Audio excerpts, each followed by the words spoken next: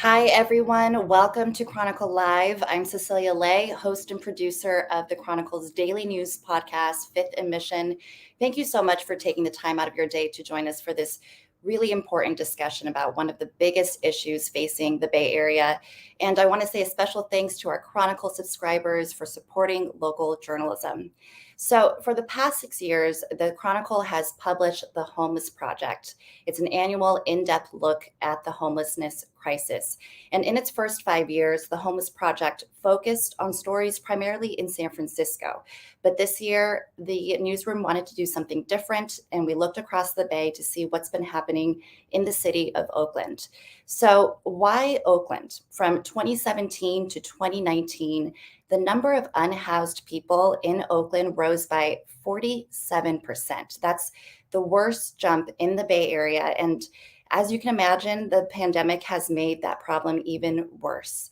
And this past April, the city auditor's office also concluded that Oakland is, quote, not adequately prepared to confront the crisis. So for this year's Homeless Project, Chronicle reporters spent 5 months shadowing 4 Oakland residents. All of them had good jobs, they had deep roots in the community, and they were homeowners who eventually lost their housing. So tonight I'm going to chat with 2 people who worked on the project, Chronicle reporter Sarah Ravani and photographer Gabrielle Lurie, about how they reported this project and what they learned along the way. And then I'll turn the discussion over to my esteemed colleague, Kevin Fagan, who will moderate a panel with Oakland Mayor Libby Schaaf and 2 housing experts, All Home founder and CEO Tomiquia and Everyone Home Executive Director Chelsea Andrews. But first, let's watch a quick excerpt from the project, which is brought to you by the Chronicle's video team. It's been hard, and I would tell anybody, don't take life for granted, because everything is not promised. No matter what you do right, you still can end up looking like you did wrong. And because of that, I became homeless.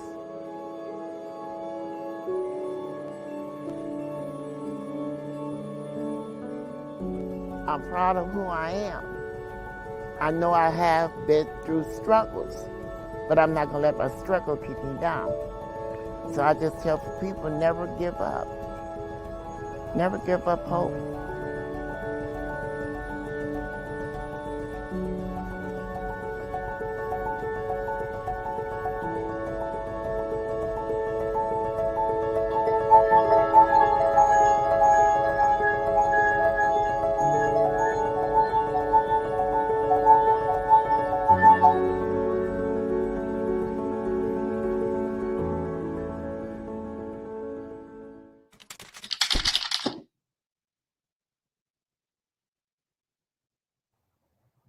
So, the Chronicle Homeless Project was reported by a group of reporters and photographers, which include Sarah Ravani and Gabrielle Lurie. For 5 months, they followed Delbert Taylor, whose voice you just heard in that video. And I'm excited to now welcome them both to this discussion. Thank you both for joining me. Sarah, I'd love to start with you first. So, Delbert Taylor, which we just heard from, she's a 70-year-old woman who was raised in Oakland. She owned a home, but she ended up living in her car for 7 years. And her quote in that video that we just heard was super powerful. She said, no matter what you do right, you could still end up looking like you did wrong. So could you share, what does that say about the different factors that led Delbra and other unhoused residents in the project to lose their homes? Yeah, so we all followed people who were homeowners but lost their homes under very different circumstances. So Lauren Hepler, my colleague, followed Derek Sue, Kevin Fagan followed Gwen, and J.K. Deneen followed Pumpkin, and we followed Delbra. And they all represented something different. So whether it was historically racist development policies, job loss, financial troubles, mental illness, addiction, they all had a different story that kind of led them to the streets. And for Delbra, I think her quote, like you said, it was really telling and really powerful. She felt like she had done everything right. She bought her home in full using inheritance money. and it was a mobile home. So even though she owned the physical home, she didn't own the lot that the home rested on. So Mm-hmm. she still had to pay lot fees, and she did not. She fell behind the payments, and she started receiving eviction notices, but she thought it was a mistake because, she would say to us, how could I be getting evicted? I own my home. I paid in full. Like, how could this be happening? And then the sheriff showed up, and she only had a couple of hours to pack up and leave. Mm-hmm. And what also makes this project really compelling is the visuals, which we just got a peek at in that video. And Gabrielle, you're a photographer for the Chronicle, and you embedded yourself into Delbra's day-to-day life for 5 months. And I wonder, can you share how you did that? And what did that experience reveal to you about what it's like to be unhoused in Oakland? And what did that sort of debunk, maybe what people assume about the unhoused experience in Oakland? Yeah, I think Delbra she's really special. And I tried to figure out what defines Delbra, and not just that her situation is that she's homeless, but who is she? What is meaningful to her?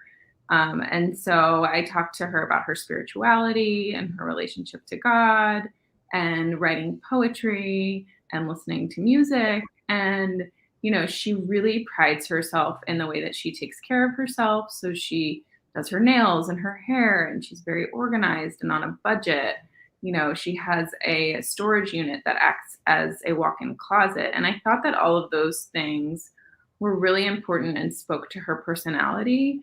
And I think that they do debunk a stereotype about, a person who's unhoused who is a mess or, disorganized. I think that she really, she kind of embodies this woman who she takes pride in the fact that, like, people don't know that she's homeless, and I wanted to show that. I wanted to show her with integrity. So I really worked with her to find times when I could show her in that light.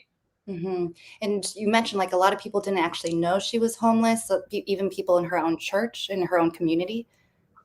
Yeah, she really kept that to herself. I think that there's a lot of shame surrounding homelessness, whatever the situation may be. And, she knew that she was going to overcome this. So she really, she kind of was going through this painful moment by herself. And, she slept in her car for about 7 years. Mm-hmm. And, a common misconception that is usually made about homeless people is that a majority of the people living on the streets in the Bay Area, they come from different parts of the country to take advantage of the social services here. Do you both think that this project demystifies that? Does it debunk that notion? Yeah, we really hope so. We really wanted to show that there are people in this community that are suffering, that have lived their whole lives being part of this, the fabric of Oakland, and yet, they've been left behind. Mm-hmm. Yeah. And so what kind of big takeaways are you both walking away with after reporting on this? What surprised you the most about this year's homeless project, which was different than the previous years in San Francisco? What kind of misconceptions were sort of being taken apart through your reporting? I don't know if this is a surprise technically, but we were so amazed by Delbra's resilience. I mean, there were so many times in the past 5 months where it felt like everything was going to fall apart and that she could just give up at any moment, and she never did. She still got up every morning, went to the gym. She still went to church every Sunday looking her best. And that would be even though she would get rejected from apartment after apartment, or, worrying that she might lose the trailer. She stays in a city trailer, in a city sanctioned site, just always constantly worrying, or worrying that her car would stop working because that's her like safety net. But she just always pushed through. And I think that was really incredible to see, that someone who has so many things stacked against her just still keeps going instead of kind of falling apart.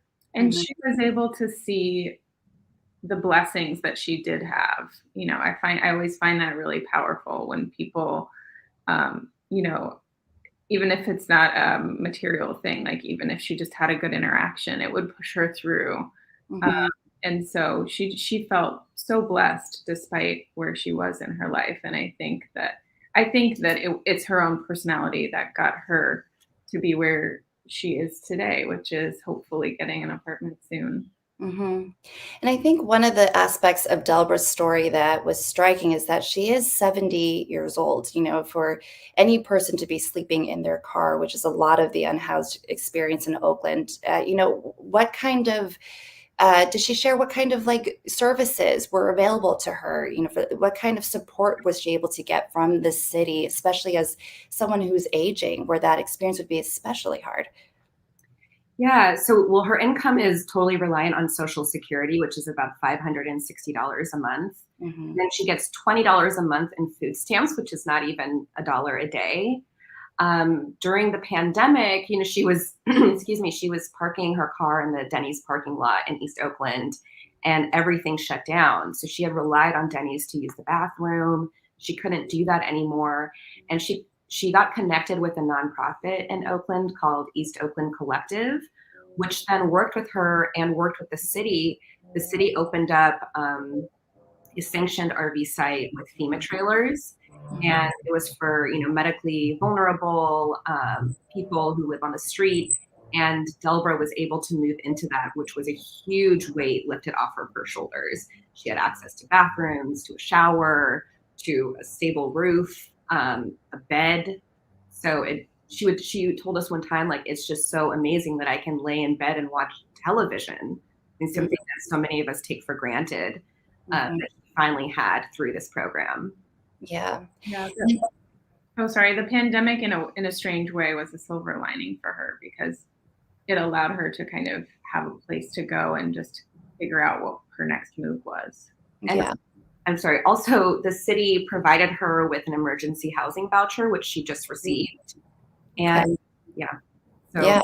she's supposed to be moving into an apartment on the 24th. She gets her keys the day before Thanksgiving. Oh, that's such a good thing too. I mean, after following you on this journey for 5 months, that's such a nice place to land.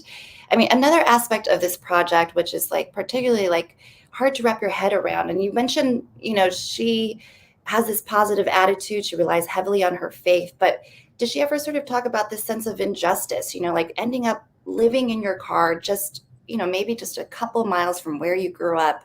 Did she kind of dive into that sentiment at all in your conversations with her? I think she's taken the route of feeling like this is a test from God, and she wants to prove that she can push beyond. I mean, I've heard her very frustrated at the situation. She set herself up.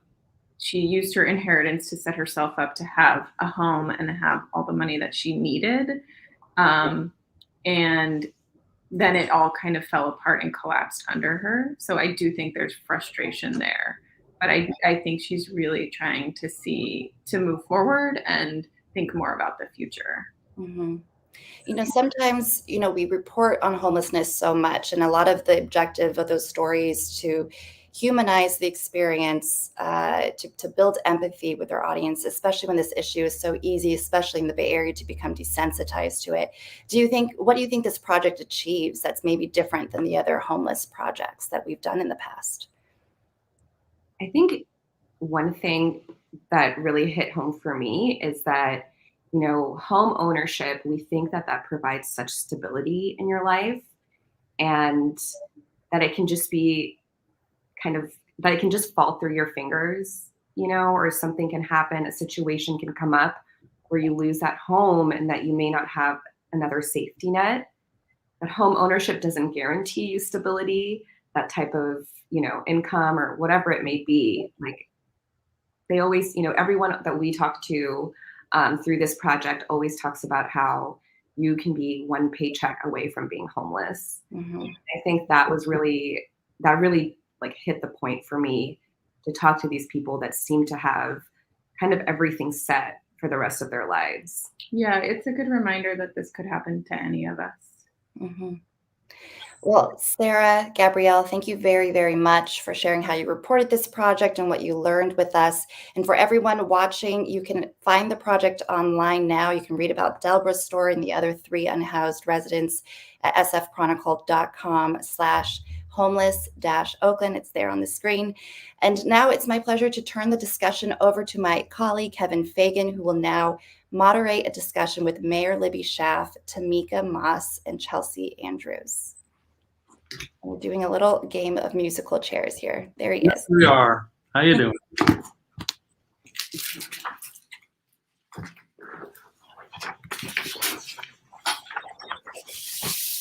Hi, Mayor. Hi, Tomiquia. Hi, Chelsea. Hi, Kevin. Hi, Kevin. Hi. Hello. So you've been introduced, and all of you guys are deeply involved in this issue. I've, of course, been a reporter on homelessness for many years here at the Chronicle. But Tomiquia and Ms. Mayor, you and I spent a lot of time talking for this particular project. And Chelsea, I know you're deeply involved in the point-in-time count and in trying to facilitate services going forward. I just wanted to start off asking what in this series stood out for you. Ms. Mayor, you go first, please.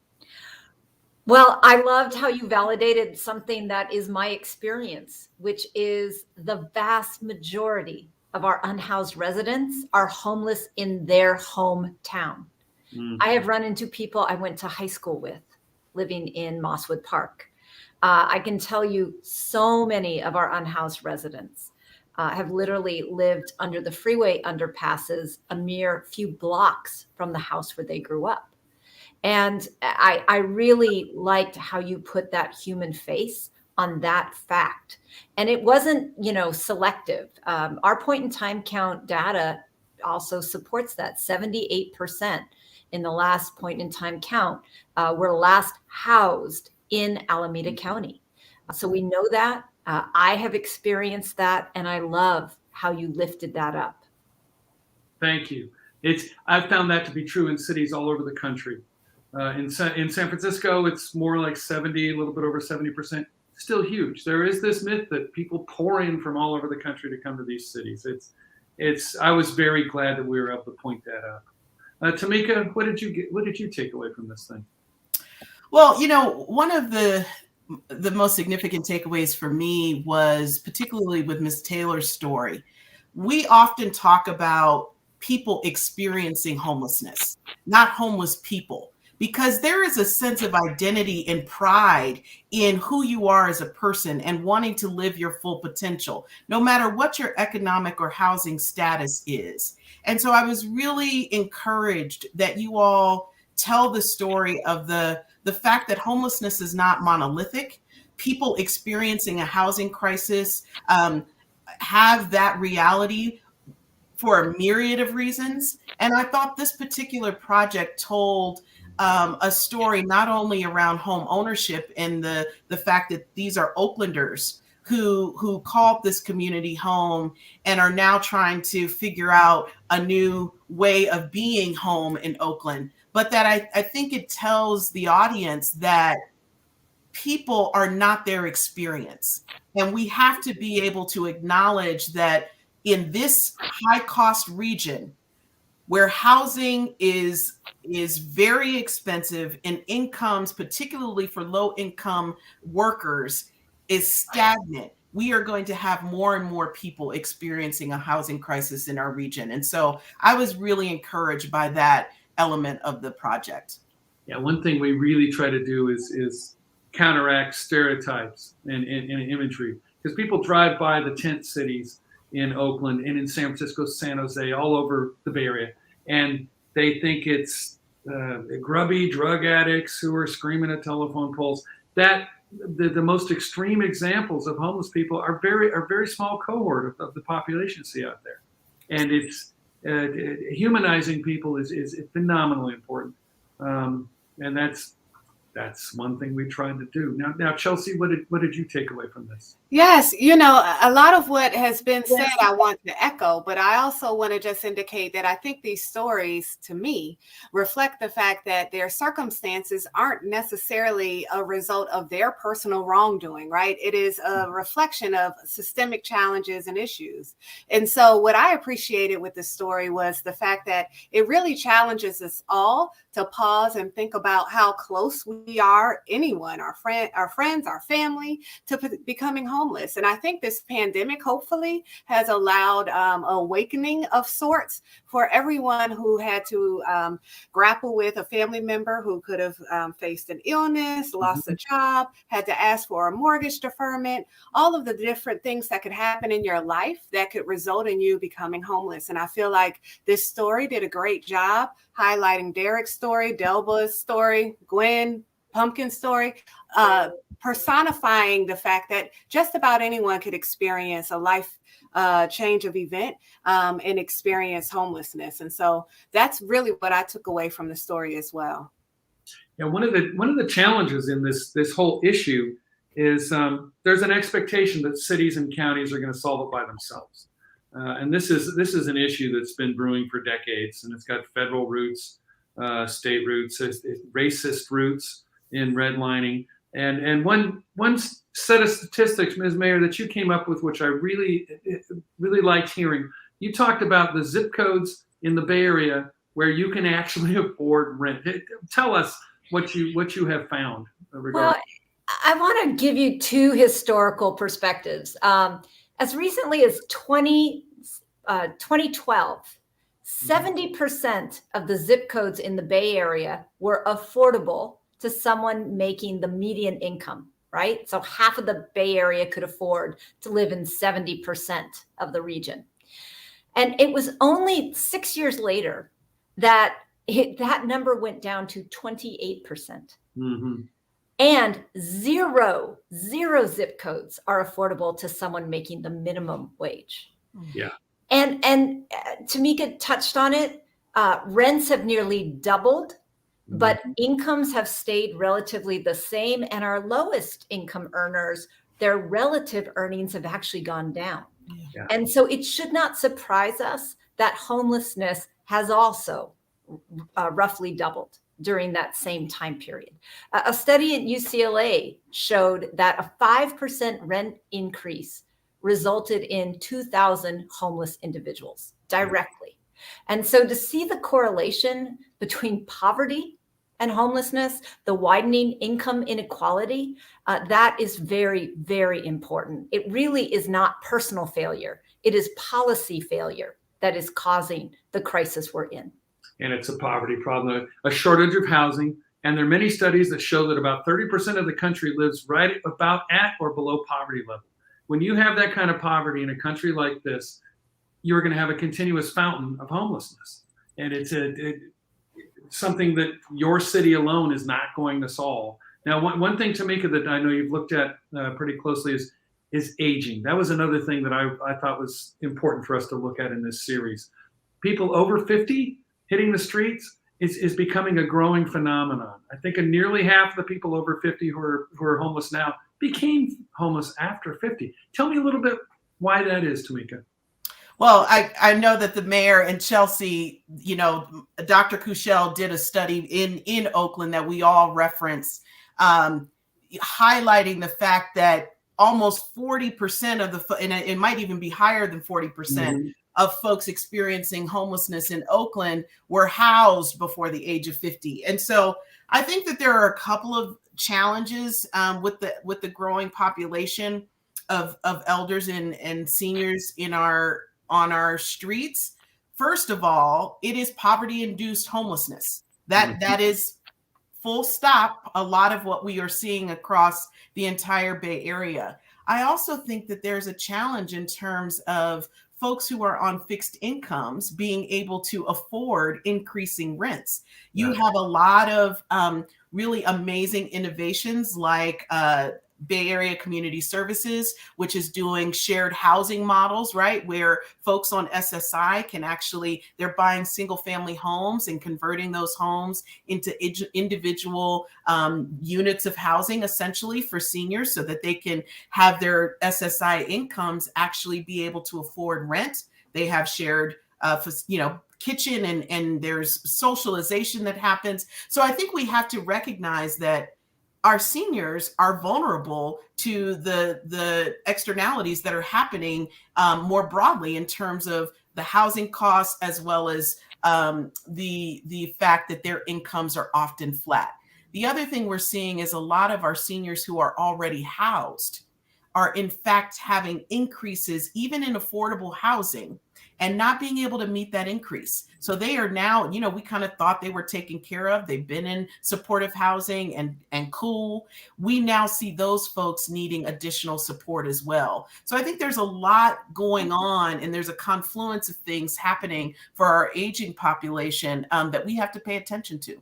And one of the troubles that Dr. Cashel pointed out is that doubling up and having people from your family move in with you when they have housing instability is very hard, because a lot of rent control or controls on people who rent say you can't bring people in. We're going to evict you if you double up and triple up.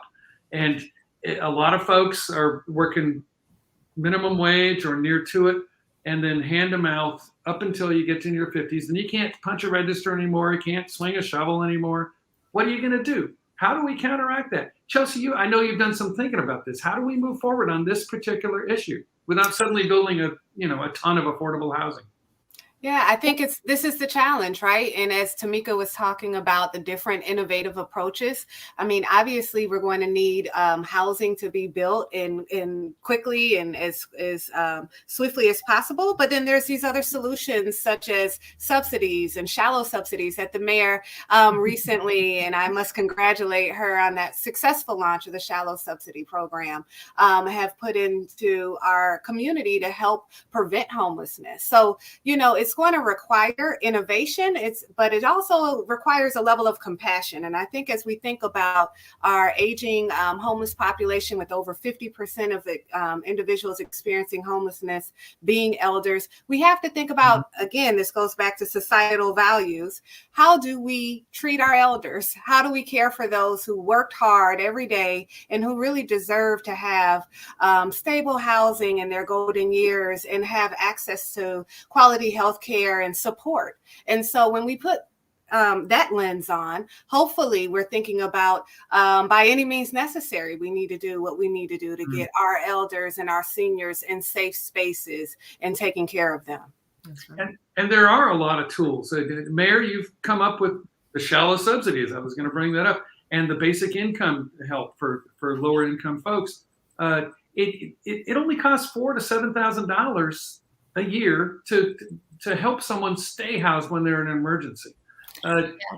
That's what we found from Keep Oakland Housed. I mean, that's a monetary cost. Let's talk about the health cost, the mental cost, the chronic stress of ever having to experience homelessness. No one should have to ever experience it.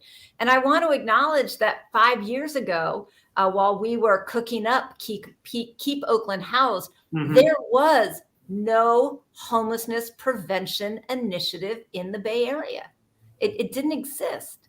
Yeah. And to really dig into how do we prevent it? What are the risk factors? And my favorite story from Keep Oakland Housed also highlights this need of flexibility and recognizing that homelessness or housing insecurity is not monolithic. One of the first families we helped was a developmentally disabled adult who was the caretaker for his very elderly mother. And he had lost his job because the washing machine broke and he was unable to keep his uniform clean to maintain his employment. So when Keep Oakland Housed came along, it provides three things: legal assistance for people facing evictions, case management, and one-time monetary assistance. But that monetary assistance wasn't just to pay off the rent owed and the bills that were due, but to buy them a new washing machine so he could go back to work and maintain that income.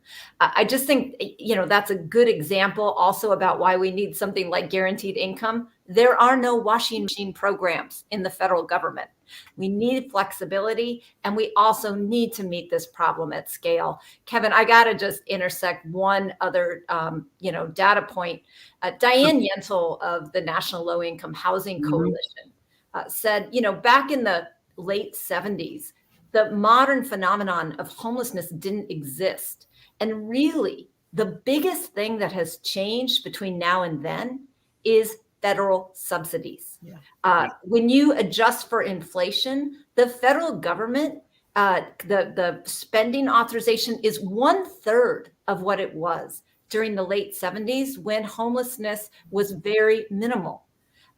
When you look at housing choice vouchers, which essentially is a less shallow subsidy, a rental subsidy, which is what we're piloting in Oakland, only 13% of Californians who qualify for a housing choice voucher actually get one. And we don't make poor people enter an inhumane, torturous lottery to get food stamps or medical care, but we do that for housing, a basic human need. It is abhorrent, and it really has to be changed at the federal level.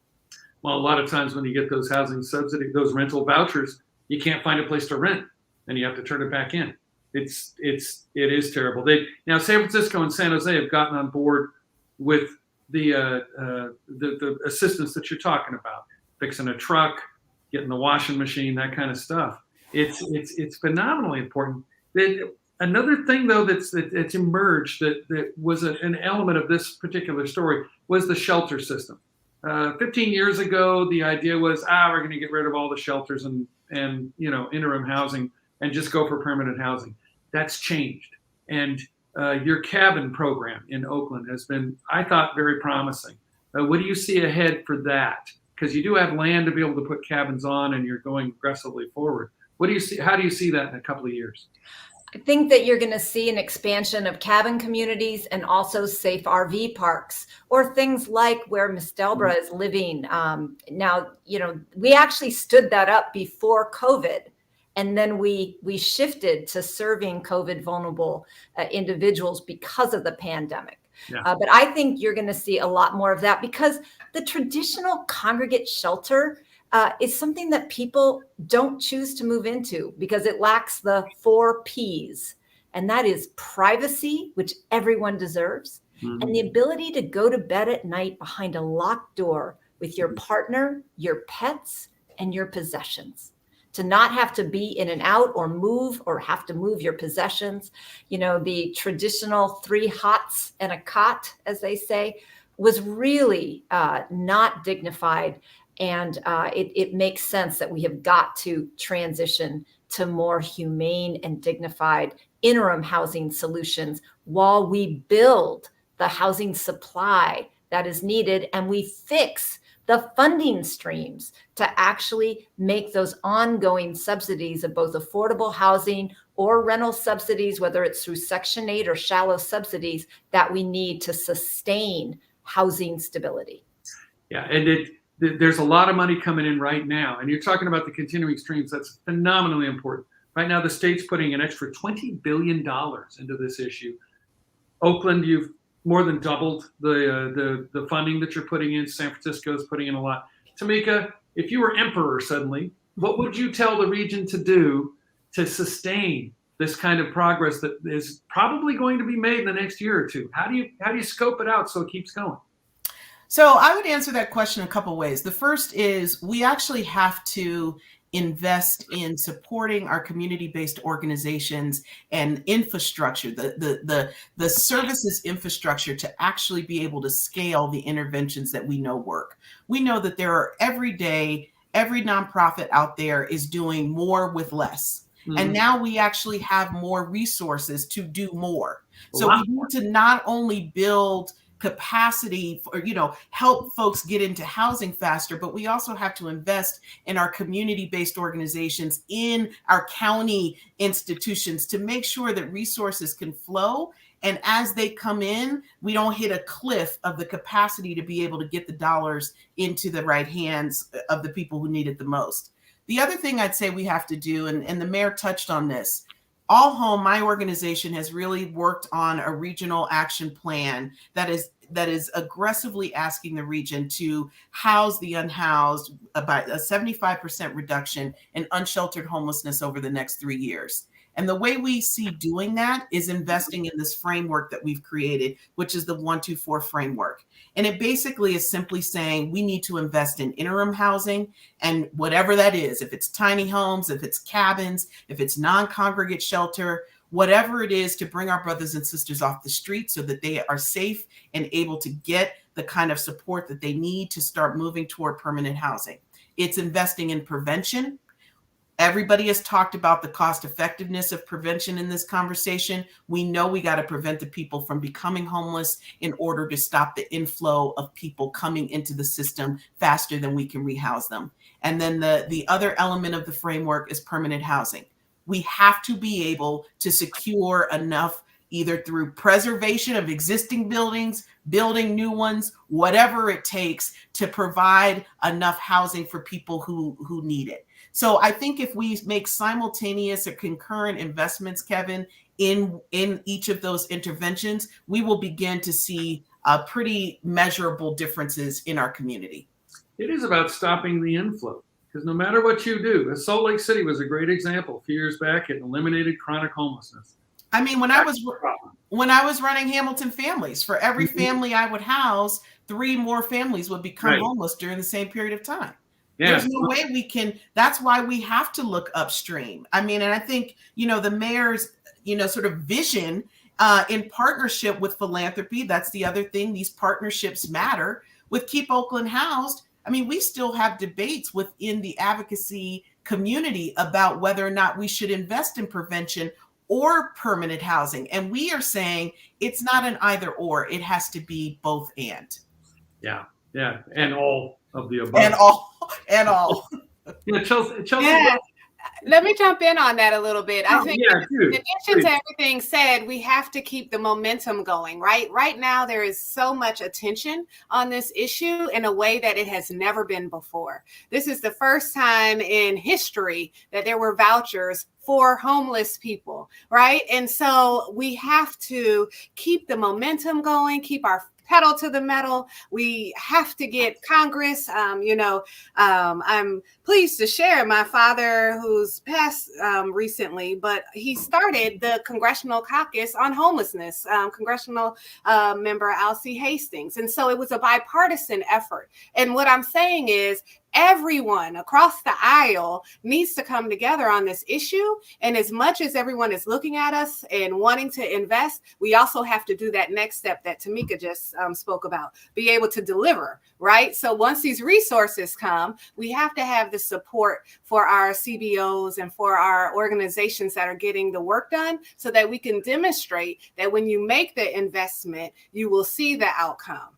And so I think that that's kind of another component to the key to keep this movement happening, as well as see the impact that we're all trying to see here.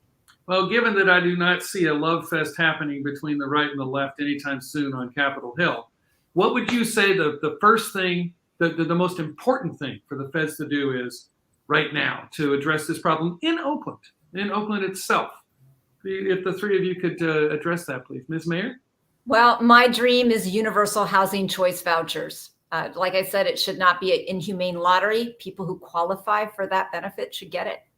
And I want to give you a little bipartisan hope. I am part of the Big 13, or the big city mayors of California. We are bipartisan, and we all agree homelessness is the #1 issue for California. And we marched in unity to Sacramento to not only ask for huge increases. I mean, we were the ones that really created the HAP funding, which is very flexible funding for homelessness. And not only does it go to COCs or continuums of care like Chelsea runs, to the counties, which you all get confused because you're used to covering San Francisco. San Francisco is different in that it's a city, a county, and a continuum of care bundled into one. In And it makes it Oakland, hard to compare to other cities like this. we're a little more fragmented, which is the norm, where there's a city, the county, and the continuum of care. We were the ones that actually got the state to start putting some money directly into the big cities, where we are nimble, we're fast, our feet are to the fire, we're willing to take some risks. And I think you're seeing some rewards from that. Kevin, I'm also the co-chair of Mayors and CEOs for U.S. Housing Investment. And it is a national bipartisan coalition of mayors. My co-chair is the Republican mayor of Mesa, Arizona. And he and I speak with a single voice when it comes to homelessness. And our bipartisan group of mayors and CEOs, very bipartisan, all agree that our country has got to tackle the housing crisis. It is a priority. I was just in Washington, D.C. last week lobbying for more housing resources in Build Back Better. We actually got some increases, got some small victories in that step. But for me, the big win would be universal housing choice vouchers. Yeah, I think you guys have had a better effect. The National Conference of Mayors for decades that I've followed has been asking for things, and I think that you chipped a little more out of the system than usual. Tomiquia, how would you spur the feds into helping on this thing? Well, we worked really hard in our advocacy efforts to encourage the federal government to see housing as infrastructure. It's really important, and with infrastructure requires ongoing investment. Part of the reason that we have such a crisis in housing and in homelessness is because of the disinvestment that the mayor referenced earlier. The feds got out of the business of housing in the 80s. State redevelopment went away in the state of California in 2012. And we absolutely saw a decline in housing supply over the last 3 decades. And so there's no way that we can solve this problem. The solution to homelessness is housing. And unless we are collectively working toward getting enough housing in our communities, we are going to fall short. We are going to continue to see our neighbors suffering. And so my call to the federal government is not only the one-time stimulus packages, the Build Back Better is amazing. We need ongoing commitment from every national department, not just HUD, Health and Human Services, the Department of Transportation. Everyone should be seeing homelessness and our housing crisis as their most urgent priority, and then being creative about revenue streams that help jurisdictions not have to do self-help measures like we did in Oakland, like they do in San Jose and San Mateo County and Solano County, trying to piecemeal solutions. We need a wholehearted, full continuum of support from the federal government. Yeah, the Interagency Council on Homelessness is supposed to stitch together all the departments. Do you see any hopeful signs in that in the new administration over the last year or so? I do. I actually got to meet with their new executive director. I think that there's a real, this administration, the mayor knows better than I do. They're listening. They are the advocates that we have been waiting for. And so what I want to see, though, is them to institutionalize the commitment to housing. We don't want the sporadic investments to change from administration to administration. Housing and homelessness only gets worse when you disinvest. And so I want to be able to see this institutionalized in all of the federal departments rather than just the champions in HUD and USICH. Yeah, for those who haven't followed this issue, Oakland's mayor was not popular with the last administration. It's great to have a president that listens to me and doesn't try and put me in jail. Big change. I'm very delighted. I want to remind people also that the federal government is the only layer of government that can create an entitlement or that can make a universal commitment. The rest of us have to balance our budgets every year. We cannot make a universal commitment, but the federal government can. They get a credit card and the rest of us don't. We're stuck with the ATM. Yeah, that speaks to the ongoing stream of funding that's so important. And let me, get back to my thing about universal housing choice vouchers, because some of those vouchers can be project-based.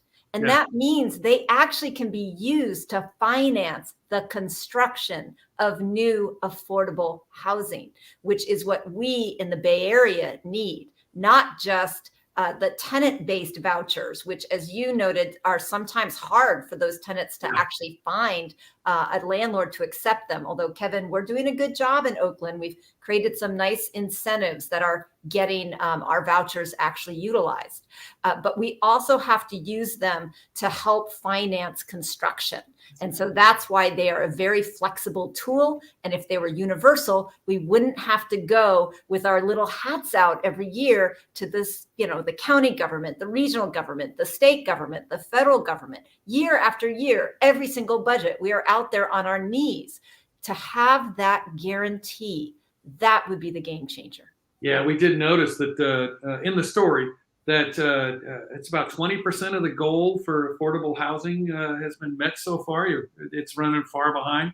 It seems to be phenomenally hard to create this. Well, that goal, the RENA goal, remember that includes both low-income housing as well as moderate income housing. The low and very low income housing goal for Oakland is actually more like 4,000 units. We're about halfway there. But when redevelopment was ripped away from all of us, that was the major funding source to build new affordable housing. And that's why I also think that RENA needs to change how it assesses progress, because they're only looking at new construction. And what you see us doing now, and we started it in Oakland years ago, now the state of California has gotten all excited about this through Project Home Key. Oh, yeah. We're really looking to convert existing buildings, existing housing into protected affordable housing. Yeah, that is faster and cheaper than building everything from scratch. Yeah, and that's going to be going on all over the state. Now, Chelsea, your organization is in charge of the point-in-time counts, which, as we know, are imperfect, but they are a yardstick. What do you see coming forth in this next count that's coming up in January? Because we had to miss a year because of COVID. Absolutely. Given that there's been a lot of progress, there's Project Room Key, there have been a lot of accommodations made, but what do you see up ahead? Yeah, well, thanks for asking. The one thing I want to say is that this count counts more than any count before it. Okay. And so I'll repeat that. This count counts more than any count before it. And the reason why it is important is not only because of the lapse of time in which we've been able to do the count, but all of the different change in circumstances. So already we've seen an increase, even though we haven't done the count, of over 14% increase of individuals who are touching our system. That doesn't include people who are unsheltered, right? Yeah. We're also seeing a difference in terms of the length of stay in a shelter. So there's so many varying factors. Of course, we anticipate seeing an increase in homelessness because of what we've all experienced over the last year and a half. But I also am hopeful that we'll gain some additional insight in regards to how our services were deployed, what has worked. There has definitely been some wonderful silver linings in regards to how our community and the county, the city have been able to work together with Project Home Base and all of these other aspects in terms of getting out these vouchers. But what I will say is that this count, we're having to do it a little differently, having to take into consideration, of course, safety precautions. We have still a large number of people interested in supporting this count. It will be on January 25th. And rain, shine, snow, sleet, although that's unlikely, but we will be there and we will be doing our due diligence to get this count right.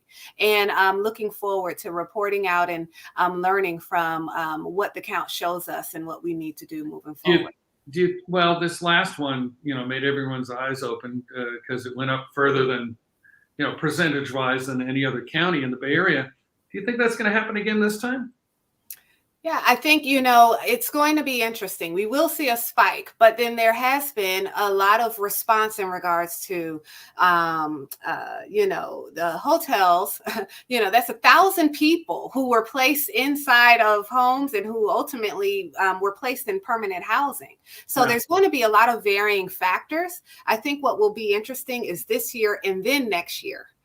Because that's when you see the eviction moratorium start to lift and you start to see some of the other implications of this pandemic show up. So I think we'll have to kind of track and watch over the next few years in terms of the impact.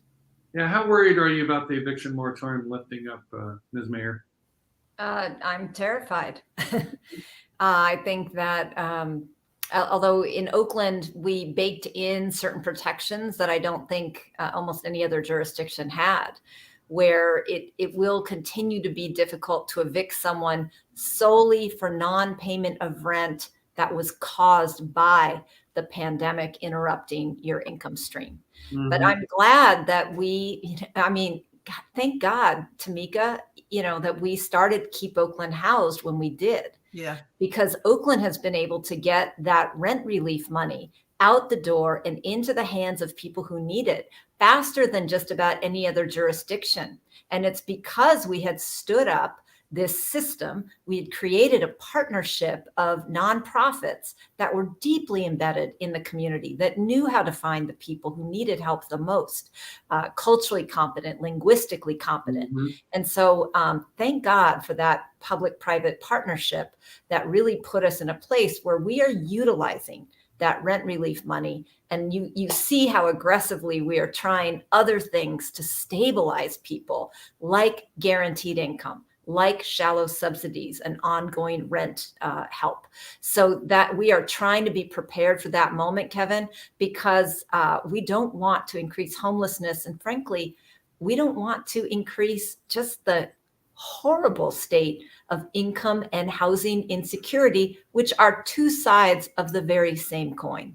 See, prevention is a hard thing to sell. I did Jamie Almanza at Bax, and which I have to give some credit to for the Keep Oakland House program. She has had a lot to do with it. Told me 10,000 people have been prevented from homelessness through that program in the last few years.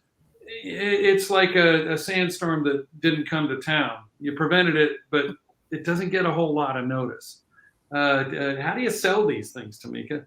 How do you sell prevention programs? Well, I think it's important to recognize that, it's hard to prove a counterfactual, right? Like it's hard to prove something that didn't happen. And that's part of why prevention has been so challenging, homelessness prevention in particular. But what we have done, and, I'll salute our mayor and Chelsea both, we use data. When you can use the most data-informed practices around creating an assessment tool that gives you clarity around the indicators that make someone most likely to end up homeless, not every person with a low income is going to become homeless. And so we have to be able to use the data-driven assessment tools that Keep Oakland Housed uses, that we are using in our regional homelessness prevention pilot, to distinguish between who should in fact get access to the resources who are most likely to become homeless. And then how do we build out a response system that provides rental and financial assistance to other households that may be less at risk? But I think the key is, and this is where we've been able to leverage private investment. When we tell philanthropic partners or the private sector the cost effectiveness of prevention, as well as the fact that we can in fact identify who's most at risk of homelessness and put the resources toward those folks, they want to sign up. So we worked with Beth Shin in New York. We've worked with folks down in UCLA at the Policy Lab to really think about using a data-informed tool to make sure that we are targeting the folks most at risk, and then realizing how much more we have to do in terms of folks who are receiving eviction notices and anti-displacement, but that is not necessarily the most acute homelessness prevention interventions that we need to be doing. So we think of it as a continuum, Kevin, and I think using data to inform who's most at risk is going to help people recognize the value of prevention. See, the four of us and many others find that wonderful and fascinating data, but to the general public, they think handling homelessness is bulldozing tent cities. To a lot of folks, it's much more complex than that, and it's hard to get that across. Actually, we have to take a couple of questions from the general public right now that came in, and one of them is, how do you bring down the costs of affordable housing, which is huge, but what's the elevator pitch? Chelsea, what do you say?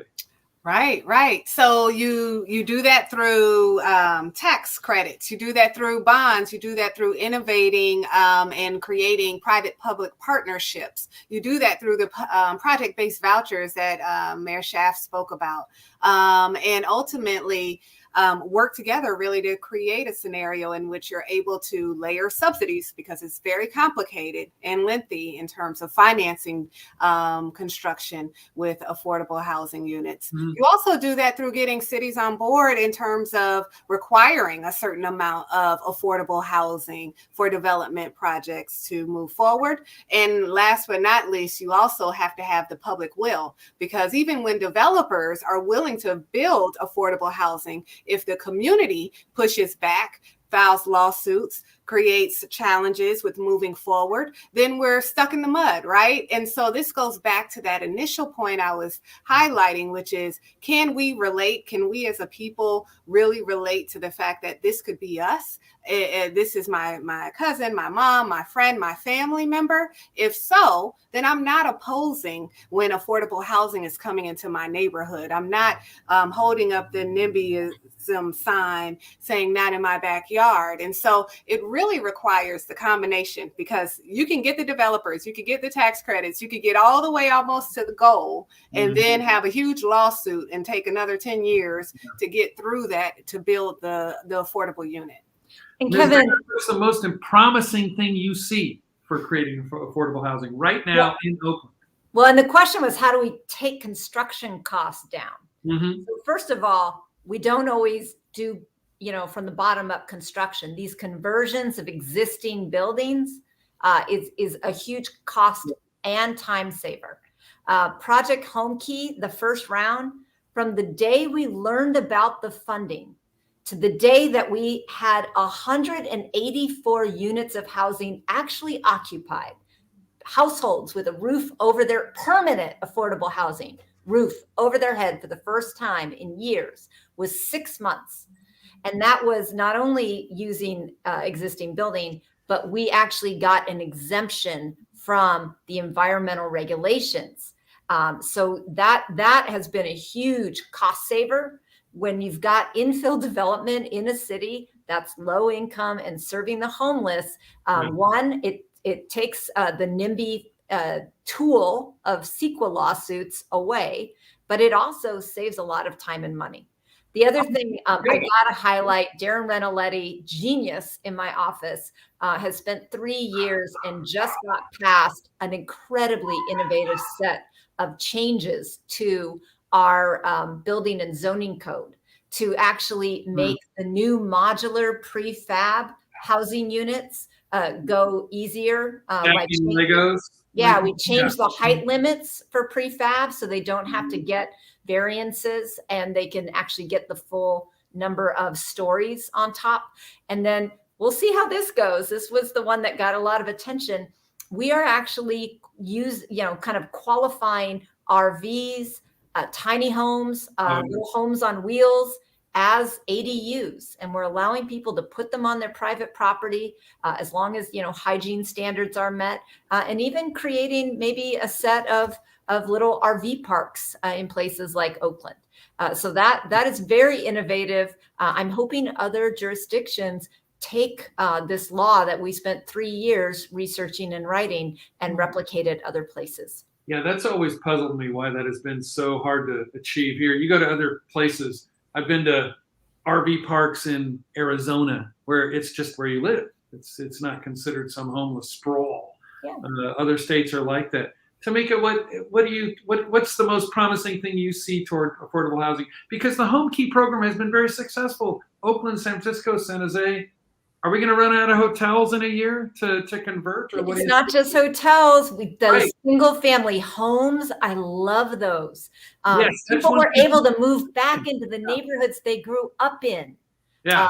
Kevin, I'll send you a film of Tyrone. He was featured in my State of the City this year. He is living blocks away from Fremont High School, where he graduated from. And he loves being in a home in a quiet neighborhood that is peaceful. Yeah. So it's not just hotels. Yeah, you're right. That's one thing people don't understand. It is not. But are we run out of vacant buildings like that? What do you think? Yeah, and that's actually what happened in the second round of Home Key funding. Actually, they expanded the types of dwellings that would be eligible for the capital investments to acquire new housing. So the tiny home, the single family homes, we worked with BACs to get that project eligible because we're like, on that. Absolutely. Yeah. So, I would only add that being creative about different building typologies is also has to be a part of our long-term goal. Construction costs are often driven by market. And so a slab of wood is going to cost the same for a market rate unit as it will an affordable unit. Right. So unless we think about modular more broadly and frankly thinking about scaling, what is the financing strategies we need to be doing? How do we use project-based vouchers to actually cover operations costs? Because that's one of the challenges that is the complexity of building affordable housing. You actually have to have an operating subsidy that allows the rents to be so low and the construction of the building and maintenance of the building to be maintained. And you can use a project-based voucher for those operating costs. So I think we just have to get in the business of recognizing that we have a goal. We know that we want to bring as many of our unhoused neighbors indoors as quickly as possible. Let the gates open. Use Home Key as the example of how quickly, when we put political will with public safety and resources, bam, 15,000 people housed over in 9 months. And it does. It costs so much less, and it can go up so much quicker. Come on now. So we got one more question to do, and then we're kind of out of time. Do you think people are going to see a difference in a year? Just very quickly, if the three of you could go through that. Are they going to see a real difference in the street in Oakland in a year, Ms. Mayor? Kevin, I wish the answer was yes. I'm worried that probably the best we can do is not see any more increases. One thing you will definitely see in that point in time count is that since the last point in time count, we have probably tripled our shelter system. Yeah. The last point in time count had just a little over 800 people in shelter. And now with the FEMA supported hotels, that's close to 2,400 beds now, when you look at the safe RVs, et cetera. I'm hoping people are going to feel a difference. Like Tomiquia said, one of our biggest accomplishments is something that no one can see, which is the prevention of new people becoming homeless. Yeah. Even if no one can see that, I believe we all deserve to be very proud of that, because honestly, that's the biggest accomplishment of all. And one of the most unacknowledged ones. Tomiquia, what do you think? Are we going to see a difference in a year around the region and in Oakland, but around the region? Well, I think what the mayor articulated is right. We didn't get into this crisis overnight. It's going to be really difficult to get out of it in a year. But I think what we're doing is we know how to house people. We house thousands of households every year. We know how to do it. What we now have to do is scale the interventions that work. We need to have accountability in how we are responding with urgency, all levels of government getting into the game of reducing unsheltered homelessness across our region. And I do think we will see an improvement in the way that we are working together in a certainly with the mayor's leadership and Chelsea, we have to keep folks accountable to this is the crisis. This is the social challenge of our time. And if we can't get this right, what are we doing? So I think that momentum is visceral, and I think Oaklanders feel that. I feel it as an Oaklander. And so I know that that's only going to get stronger as we continue to do the work. Well, you keep shouting. Chelsea, we only got a couple of seconds. Yeah, I'm just going to give virtual high fives to both the mayor and Tomiquia, who said it best. I think we all are in this together. We have to continue to keep our pedal to the metal. We have to show that the work and the money that's coming in is preventing, is innovating, is impacting those on the street. And so thank you. I wanted to start by saying that I do want to appreciate you, Kevin, for the work that you've done, that San Francisco Chronicle has done. It's truly been an honor to be on this panel with the mayor and with Tomiquia. So thank you for covering this and continuing to cover this issue for us. Well, thank you. I loved working with the team that we had on this particular project, and I appreciated all the cooperation I got. Well, I have to say thank you all you folks on this call. I really appreciate it. I love talking to you. I love talking about this issue. And I think it's time to turn it back to Cecilia now. All right. Thank you, Kevin. Thank you, Kevin. Thank you.